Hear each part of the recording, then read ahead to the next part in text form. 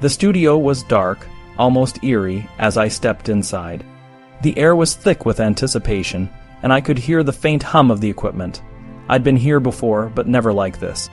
It was 4 a.m, and we were still going strong. The night had been a blur of music, laughter, and sweat. We'd been recording for hours, and the tension was palpable. I walked over to the piano, my fingers lingering over the keys. The room was dimly lit, with a single candle flickering on the piano stand. The guys were already in their spots, instruments in hand, ready to go. I could feel the excitement building, but there was also a hint of exhaustion. We'd been pushing hard, trying to capture that perfect sound, and it was starting to take its toll.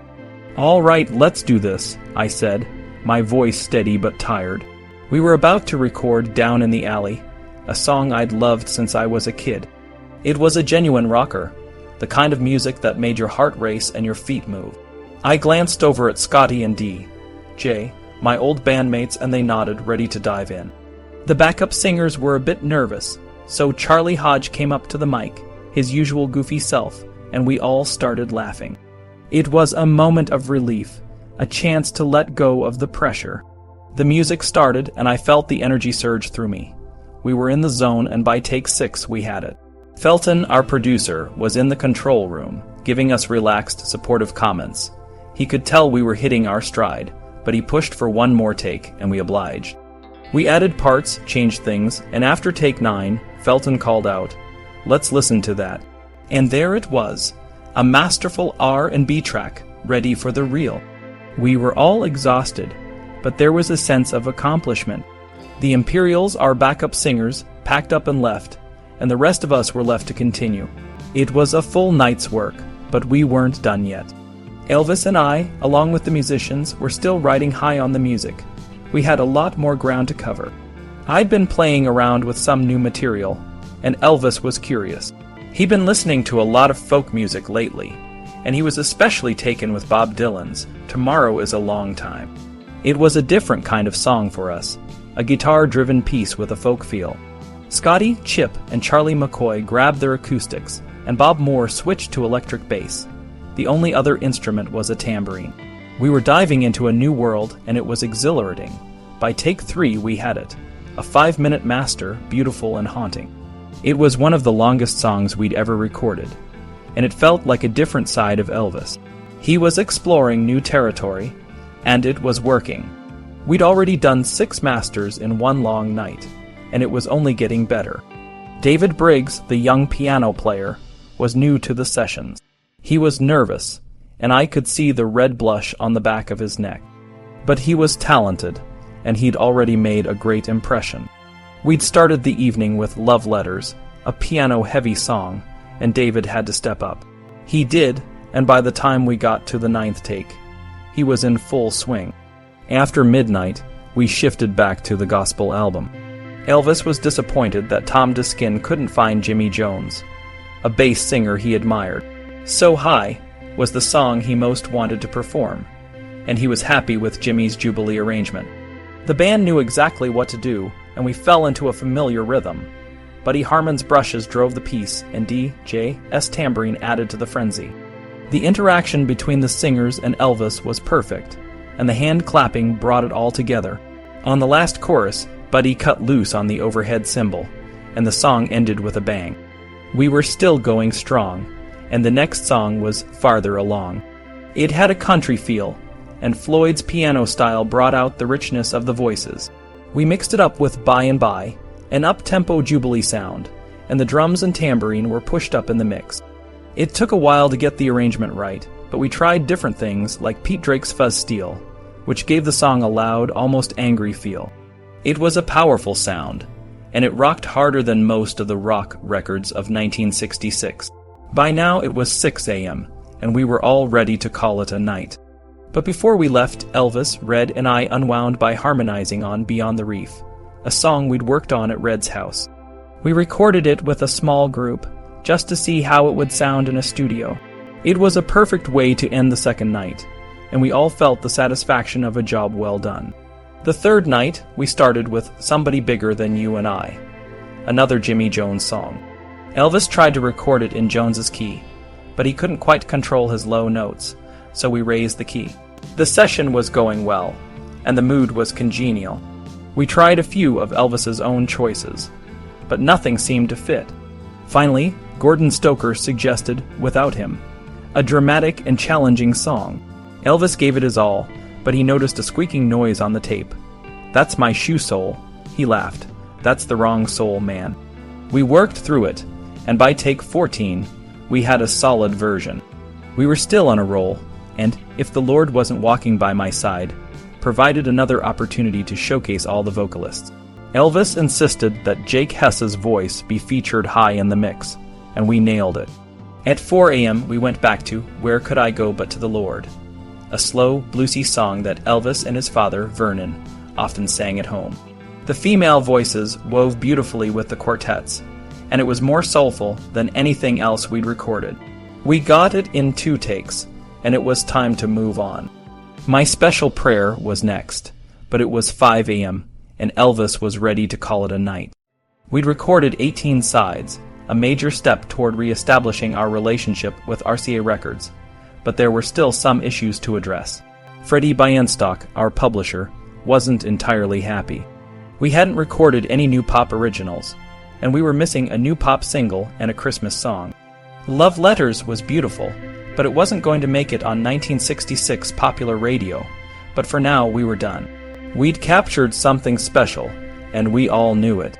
We packed up, said our goodbyes, and walked out into the early morning light, ready to do it all again. I was back in the studio with RCA in June 1966, and it was a bit of a weird time. I had a cold, and I wasn't really in the mood to sing. So instead of me, my buddy Red West, who was also my bodyguard and a songwriter, went to the studio to lay down the tracks. The guys at RCA, like Felton Jarvis and the band, were all set up and ready to go, but they just had to work with Red for the night.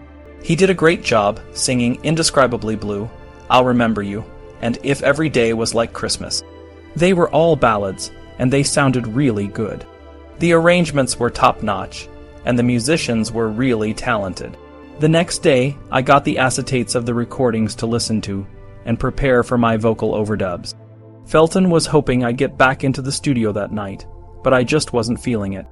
I waited until the following night to do my vocals, and it only took me about 30 minutes to nail them all. I think Felton was a bit surprised, but he was happy with the results. He was a great producer, and he really knew how to bring out the best in me. I even wrote him a thank you note, which was pretty rare for me, but I wanted him to know how much I appreciated his work. After that, it was time to work on the soundtrack for the movie Double Trouble. I went to radio recorders in Hollywood, but I was late because I was still feeling a bit off. The next night, we moved to MGM Studios, and the sound was just not great. It was like recording in a big tin can, and it was hard to get a good mix. I had to overdub some vocals, and it was a bit of a struggle. The sessions were a bit of a letdown, especially since I was really excited about the Nashville recordings. The movie soundtracks just didn't have the same feel. The timing of everything was a bit out of whack too. I had a bunch of movies coming out, and the soundtrack albums were piling up. Frankie and Johnny was just hitting theaters, and the single Love Letters didn't do as well as I hoped. The albums from my movies weren't selling very well either, and it was a bit discouraging. I knew I needed to do something different, but it was hard to break away from the usual routine. Then in September, we had more sessions for the movie Easy Come, Easy Go. This time we were at Paramount Studios, and the sound was a bit better. We recorded a few songs, but it was still the same old story. The Colonel was starting to take more interest in the music, which was a bit unusual, but I guess he was worried about the sales. I didn't end up recording a vocal for Leave My Woman Alone, and I didn't get too saved at that session, but I knew I'd come back to it later. It was a tough time, but I was trying to stay positive. I was still finding great music, and I was determined to keep pushing forward. Even if the movies weren't what I wanted, I knew I could still make great music. I was in a rough spot. My recording career was hitting a new low, and I couldn't seem to get back on track. It all started with the movie Easy Come, Easy Go. When Hal Wallis, the producer, found out that I had recorded for MGM, he demanded the same for his movie. This led to some daytime recording sessions, which I hated. The songs just weren't inspiring, and I had trouble with both singing and playing. By the second day, it was clear that I detested one of the songs, She's a Machine. So after I left, the session players recorded tracks for 2 possible replacements. I ended up choosing Stop You're Wrong, which I had Red West adjust the lyrics for. It became You Gotta Stop and went into the soundtrack.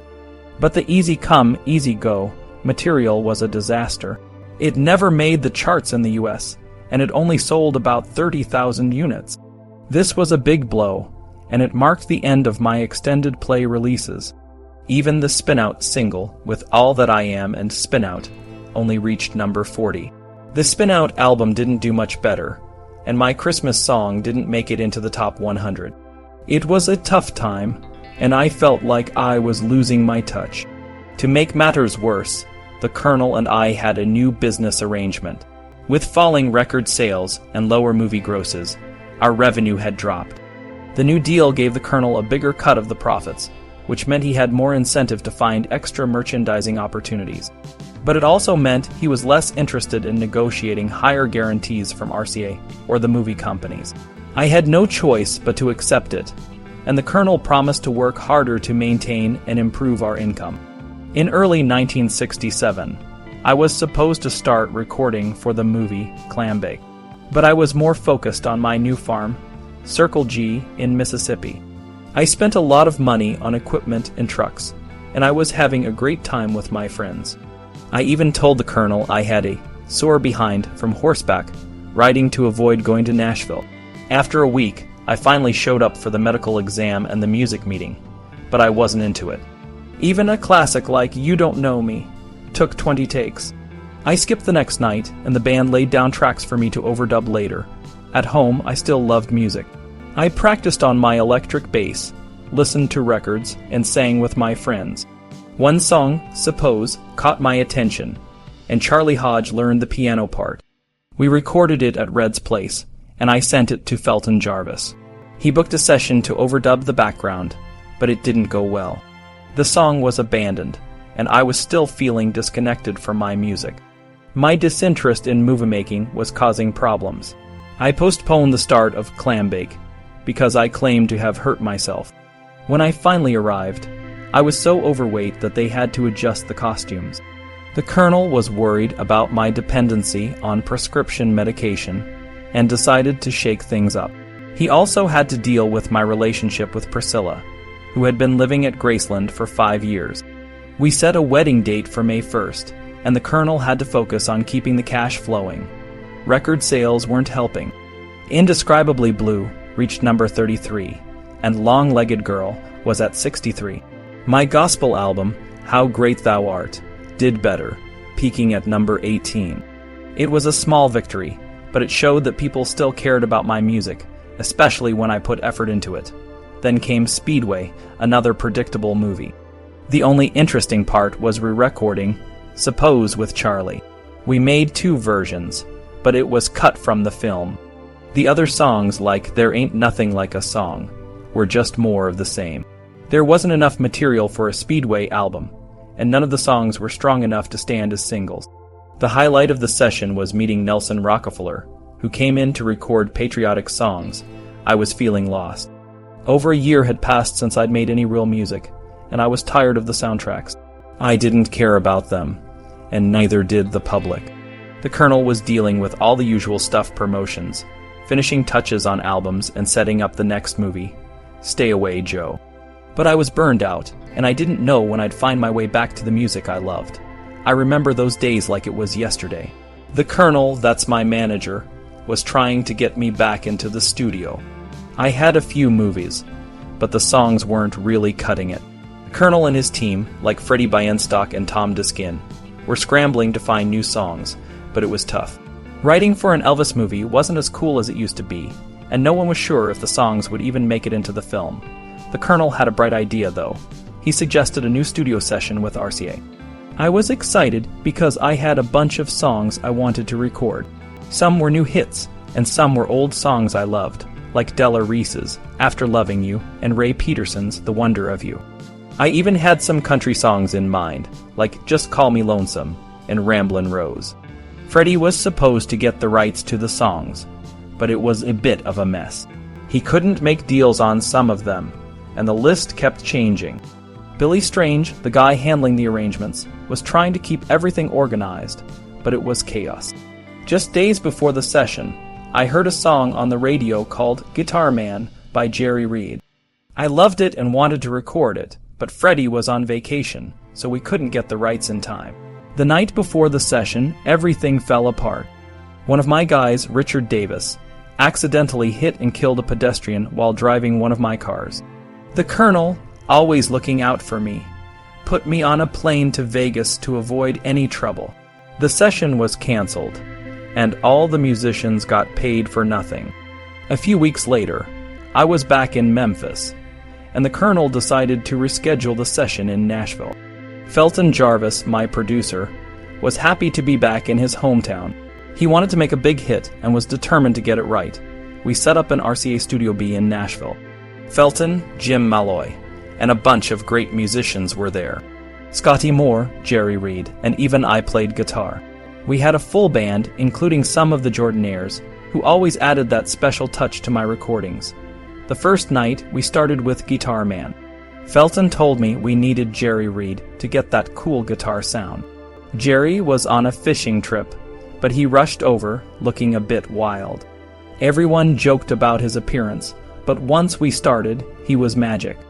By take 10, we had a great, energetic country record. We even jammed into What I Say at the end, which was a lot of fun. Next, we did Big Boss Man. Jerry stayed on guitar, and we added some bluesy touches with Charlie's harmonica and Boots's sax. It was a different sound for me, more R&B and funk, but it worked. Felton was really excited, and we all got caught up in the energy. We finished that one around midnight, and it felt like we had something special. Then things got a bit tricky. We tried a song called Mine, but it didn't really work out. We struggled through 21 takes, and it just didn't have the right feel. Felton tried to keep us together, but it was tough. We moved on to Singing Tree, a new song by Doodle Owens. It took a lot of tries, but we just couldn't get it to sound right. Finally, we gave up and moved on to Just Call Me Lonesome, an old country standard. It went smoothly, and we had a master by the first take. Felton wanted to keep going, but we were all pretty tired by then, so we wrapped up around 5:30 in the morning. It was a long night, but we had some good songs. The Colonel and the team were happy, and I felt like we were getting back on track. It was a step in the right direction, and I was excited to see what would happen next. I remember the night we recorded High Heel Sneakers. It was a jam, really, and no one meant to go behind Freddie's back. Chip Young, or maybe Harold Bradley, suggested it as a good lead-in for the second night. The song was just a fun, laid-back jam, and even when Felton tried to speed it up, it still ran on for about 5 minutes. It had a hard romping beat that reminded me of Reconsider Baby and Down in the Alley, which I'd recorded with Elvis back in 1960. The sound was raw and barroom, with Charlie McCoy's harmonica wailing over Boots's sax. Elvis was having a blast, throwing in ad-libs and calling for the band to do the mess around before the first solo. By the second verse, everyone was cutting loose. Charlie's bluesy fills, Harold's electrified sitar sound, and Floyd's piano all added to the mix. Even when Elvis ran out of lyrics, he scattered along with the horn riff Boots and Charlie were playing. Then he came back for another verse, with Buddy Harmon hitting the offbeat on the cymbal, before wrapping it up. All right, take it home, baby, take it home. The tension over publishing was starting to show. Bob Moore made a playful joke about Lamar Fike missing out on the rights to Bobby Gentry's hit, Ode to Billy Joe. Harold Bradley played the opening lick of Gentry's song, and I chimed in with my best Bobby Gentry voice. Well, I was out chopping cotton, and my brother was baling hay. We all laughed, and Freddie, who was in his office, called out, Lamar. The room erupted with laughter. Next, we turned to You Don't Know Me, a cover of an Eddie Arnold and Ray Charles song. Elvis focused on it during a brief rehearsal, and Felton encouraged him. Go home with it, it's fine. The first take, with its safe arrangement, became the master. We tried it again, but it was clear we had already done a great job. We needed an Easter religious single, so we recorded We Call on Him. The soft piano and bass intro was enhanced with a faint mandolin sound. The Jordanaires and Millie Kirkham's soaring soprano added a delicate touch. Elvis's voice had that graceful sincerity that made his early 60s recording so moving.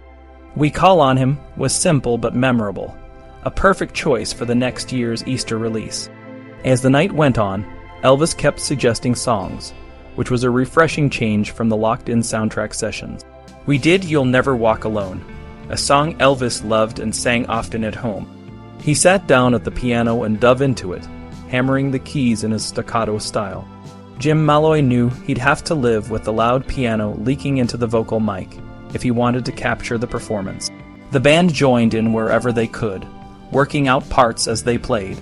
Felton knew not to disturb Elvis and let the moment unfold. Elvis transformed his inspiration into a delicate group performance. He asked for an introductory figure on acoustic guitar, which Harold Bradley provided. Bob Moore added a stabilizing beat on the double bass, and an organ was used for underlying color. The Jordanaires knew just where to fit in. After the first run-through, Elvis started again without a break, improving the drama of the song. He accepted the challenge of its range and the previous achievements of his heroes.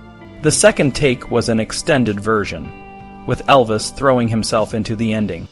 Millie tried out a part, the drummers came up with percussion ideas, and Harold redefined the guitar runs.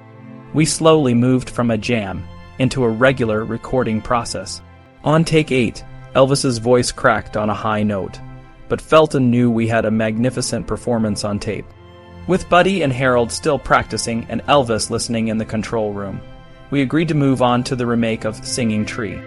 The song was arranged with a faster tempo and 4 guitar parts. Elvis did the harmony vocal himself, and in less than an hour, by 3:30 a.m., we were all heading home. Mission accomplished. Elvis had delivered exactly what the Colonel had promised RCA. Felton had recorded the kind of rock and roll he thought Elvis should have been doing all along. Singing Tree gave Lamar his break as a song publisher for Hill and Range's Nashville office. Only Freddie had misgivings. He was losing control over what Elvis recorded. The Colonel held to his policy that singles needed to be out at least 4 weeks before the album. So RCA quickly combined the re-recording of You Don't Know Me with the new version of Big Boss Man and rushed it into the stores. When we recorded the soundtrack for MGM, Stay Away Joe, things were a bit different. Elvis arrived in the studio in Nashville on October 1st, 1967, and faced the fact that the film's producer, Jeff Alexander, had already chosen the songs written by Ben Weissman and Sid Wayne. We went through 19 takes of Stay Away Joe with no success, so we recorded an instrumental backing track and overdubbed the vocal later. The original demos of Stay Away Joe and All I Needed Was the Rain were performed by Glenn Campbell. The movie Stay Away Joe called for only 3 songs. None of them had much commercial potential. Dominic, a song Elvis had to sing to a bull, was a real joke. He and Felton agreed it would never appear on a record. All I Needed Was the Rain was pleasant but slight. For the first time, it looked like there would be no soundtrack released with the film. The Colonel and MGM agreed to get Elvis to record an additional song for the opening credits and as a single.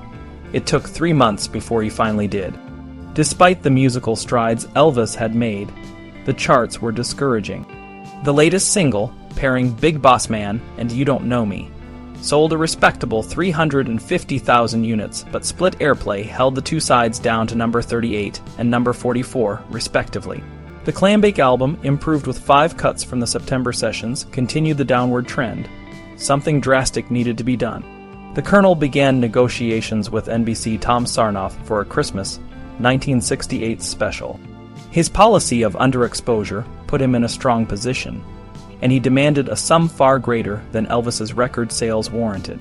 The special, featuring all seasonal material and a new Elvis film as part of the deal, brought the price to over $1 million. Elvis was thinking about music. He chose Guitar Man as his new single and wanted it mastered as loudly as possible for the radio. On January 15, 1968, we recorded material for the Stay Away Joe single. We started with a Chuck Berry tune, Too Much Monkey Business, led by Jerry Reed's aggressive, acoustic gut string picking. It was the same feel we'd pulled off on Guitar Man and Big Boss Man. MGM agenda had to be addressed, so next up was Joy Byers' Goin' Home. It was after midnight, and concentration was slipping.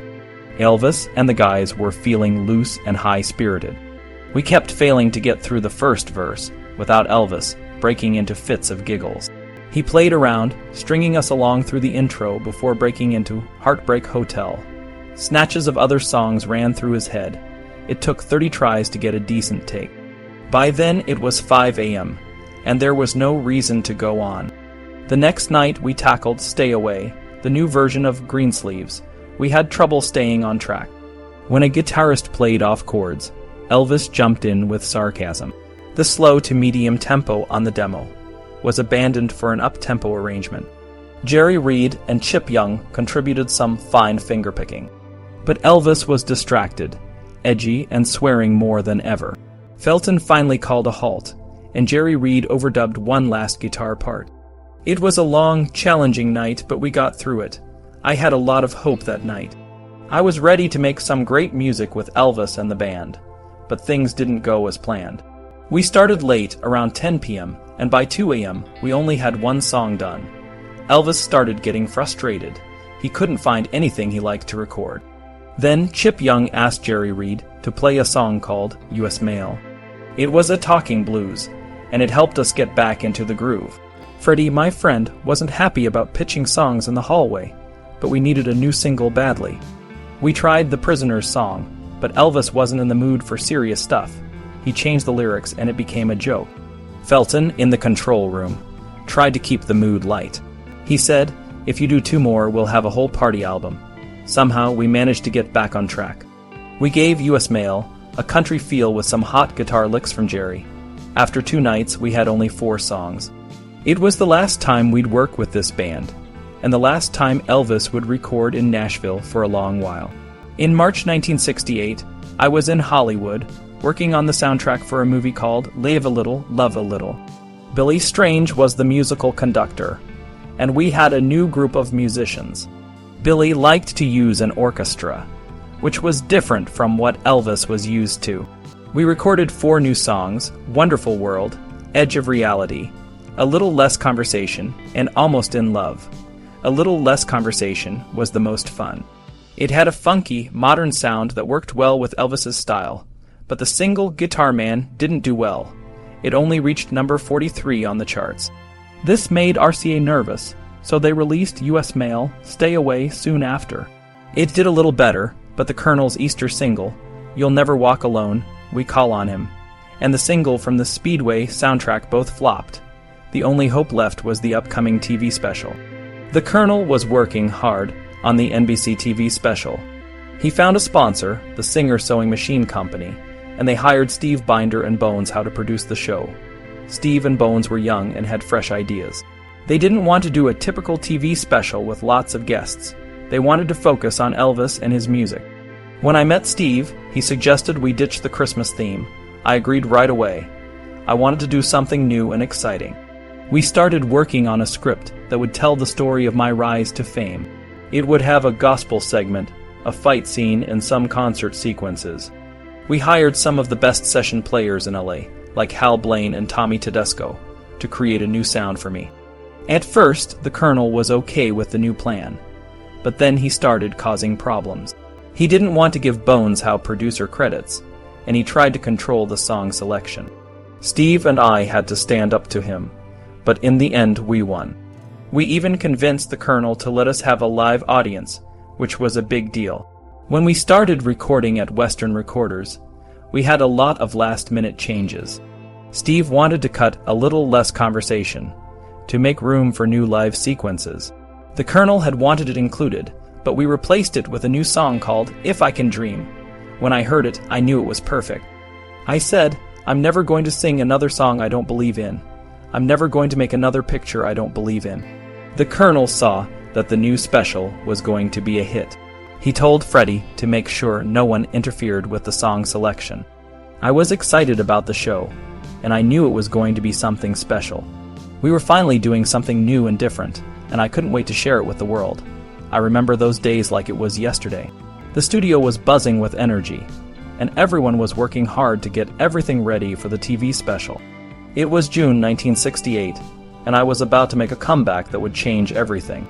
Bones Howe, the producer, was there, and he was really pushing us to get the best performances. We were all a bit nervous, but I was especially on edge. I hadn't performed live in front of an audience in 7 years, and the idea of it was both exciting and terrifying.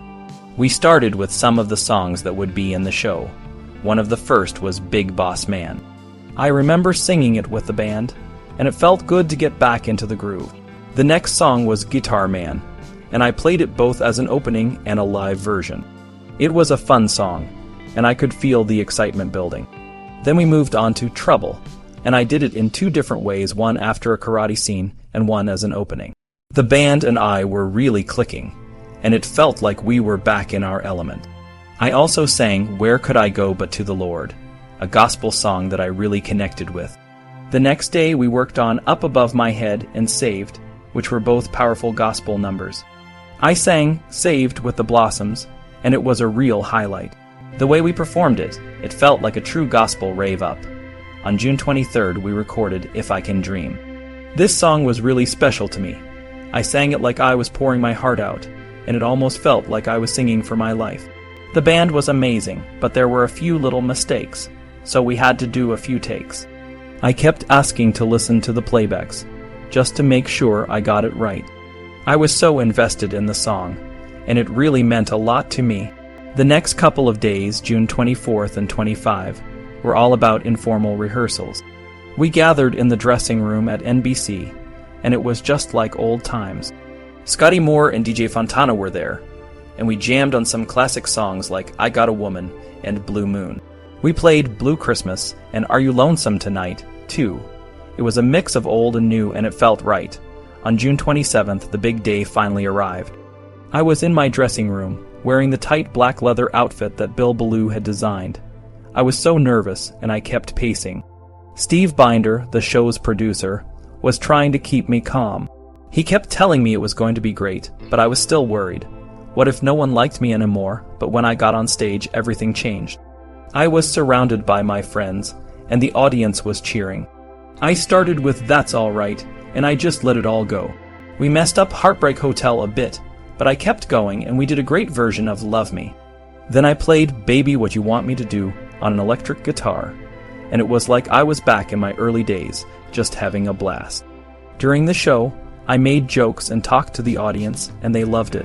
Charlie Hodge even chimed in with a W.C. Fields impression, which broke the ice. For the last part of the segment, I sat on the edge of the stage and sang Memories to a group of pretty ladies.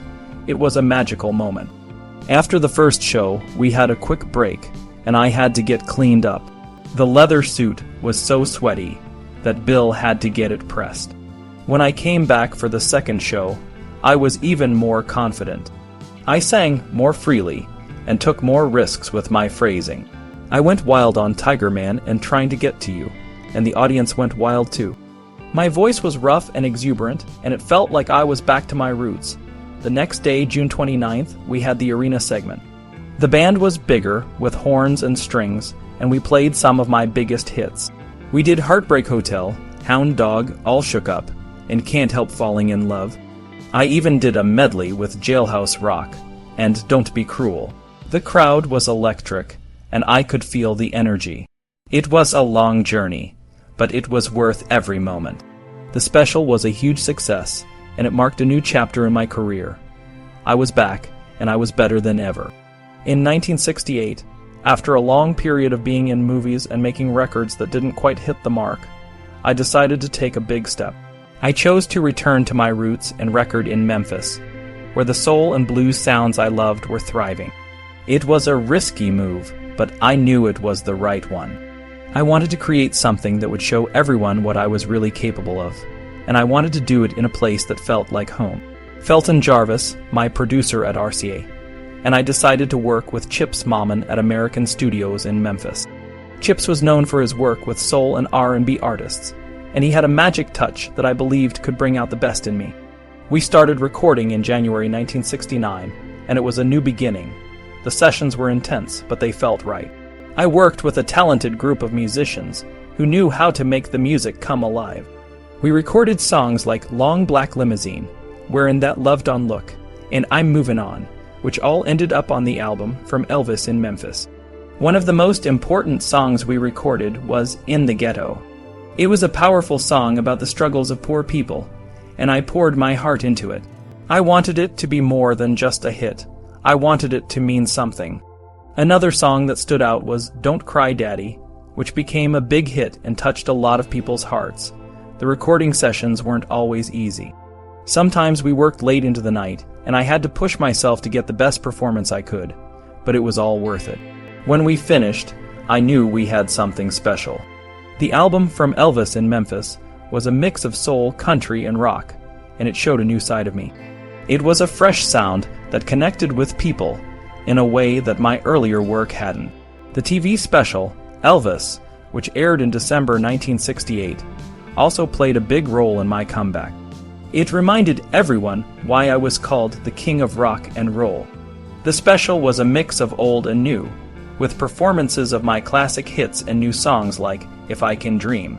The show was a huge success, and it brought me back to the top of the charts.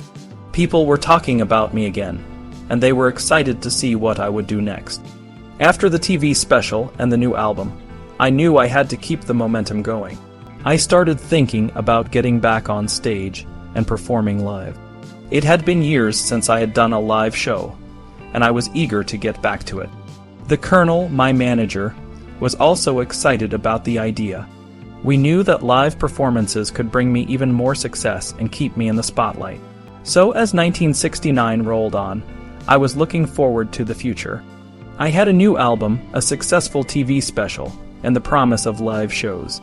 It felt like I was finally back on top, and I was ready to show the world what I could do. The hard work and the risk of recording in Memphis had paid off, and I was more determined than ever to keep going. This was just the beginning of a new chapter in my career, and I couldn't wait to see where it would take me.